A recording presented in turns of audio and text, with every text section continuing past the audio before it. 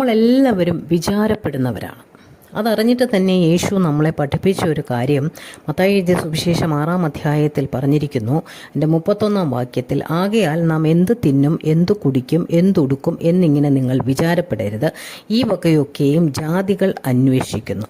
സ്വർഗസ്ഥനായ നിങ്ങളുടെ പിതാവ് ഇതൊക്കെ നിങ്ങൾക്ക് ആവശ്യം എന്ന് അറിയുന്നുവല്ലോ. അപ്പോൾ നമ്മുടെ ആവശ്യം അറിയുന്ന ഒരു ദൈവമാണ് നമുക്കുള്ളത്. നമ്മളുടെ പ്രാഥമികമായ ആവശ്യം, നമുക്ക് വസ്ത്രം വേണം, ആഹാരം വേണം, പാർപ്പിടം വേണം, ഇതെല്ലാം ദൈവത്തിനറിയാം.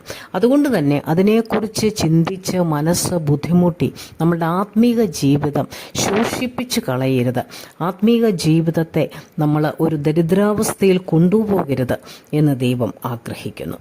എന്നാൽ നമ്മൾ പലപ്പോഴും ഇതിനെക്കുറിച്ച് വളരെ ചിന്താകുലരാണെന്ന് യേശു മനസ്സിലാക്കി.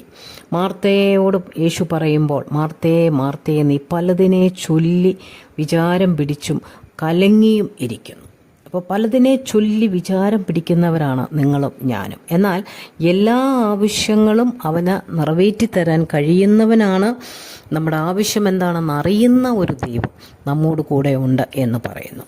അപ്പോസ്തലനായ പൗലോസ് കൊരിന്ത്യർക്ക് ലേഖനം എഴുതുമ്പോഴും പറയുന്നത് ഇങ്ങനെയാണ്: ആകയാൽ നിങ്ങൾ തിന്നാലും കുടിച്ചാലും എന്ത് ചെയ്താലും എല്ലാം ദൈവത്തിൻ്റെ മഹത്വത്തിനായി ചെയ്യുവിൻ. അപ്പോൾ തിന്നുക, കുടിക്കുക എന്നുള്ളത് നമ്മുടെ പ്രാഥമികമായ ആവശ്യമാണ്. എന്നാൽ അത് നമ്മൾ ചെയ്യുമ്പോൾ പോലും ദൈവനാമത്തിൻ്റെ മഹത്വത്തിനായി ചെയ്യണം എന്ന് പറഞ്ഞിരിക്കുന്നു. അതിനെക്കുറിച്ച് നമ്മൾ ചിന്തിക്കുമ്പോൾ ഓർത്തിരിക്കേണ്ടത്, യേശുവിന് വിശന്നു, അപ്പോഴാണ് പരീക്ഷകൻ അടുത്തു വന്നത്.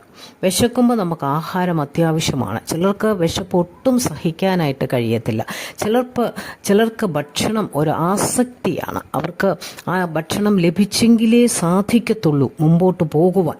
അത്രമാത്രം അതിനെക്കുറിച്ച് നിർബന്ധമുള്ളവരുണ്ട്. അപ്പോൾ നമ്മൾ തിന്നാലും കുടിച്ചാലും എന്ത് ചെയ്താലും അത് ദൈവനാമത്തിൻ്റെ മഹത്വത്തിലായിരിക്കണം. യേശു കർത്താവിനെ ആഹാരമില്ലാതെ വിശന്നപ്പോൾ പരീക്ഷകൻ അടുത്തു വന്ന് കല്ല് അപ്പമാക്കി തീർക്കാൻ പറഞ്ഞു. കല്ല് അപ്പമാക്കി തീർക്കാൻ യേശുവിന് കഴിയും. എന്നാൽ താനത് ചെയ്യാഞ്ഞതിൻ്റെ കാരണം, തന്നോട് ആരാണത് പറഞ്ഞത്? അയാളെ ഞാൻ അനുസരിക്കേണ്ട ആളാണോ അല്ലയോ? അതുകൊണ്ട് യേശു അത് ചെയ്തില്ല. നമ്മുടെ ജീവിതത്തിൽ ഓർത്തിരിക്കാം, ആഹാരമോ വസ്ത്രമോ പാർപ്പിടമോ ഒന്നും തന്നെ നമ്മൾക്കില്ലാതെ പോകത്തില്ല. ദൈവം തന്നിട്ടുണ്ടെങ്കിൽ നമ്മുടെ എല്ലാ ആവശ്യങ്ങളും, ജനനം മുതൽ മരണം വരെയുള്ള നമ്മുടെ ആവശ്യങ്ങൾ നടത്തിത്തരുവാൻ അവൻ മതിയായവനായതുകൊണ്ട് തന്നെ നമ്മളുടെ ജീവിതം ദൈവനാമത്തിൻ്റെ മഹത്വത്തിനാക്കി തീർക്കണമെന്ന് ദൈവം നമ്മോട് ആവശ്യപ്പെടുന്നു. അതിനായിട്ട് നമുക്കൊരുങ്ങാം.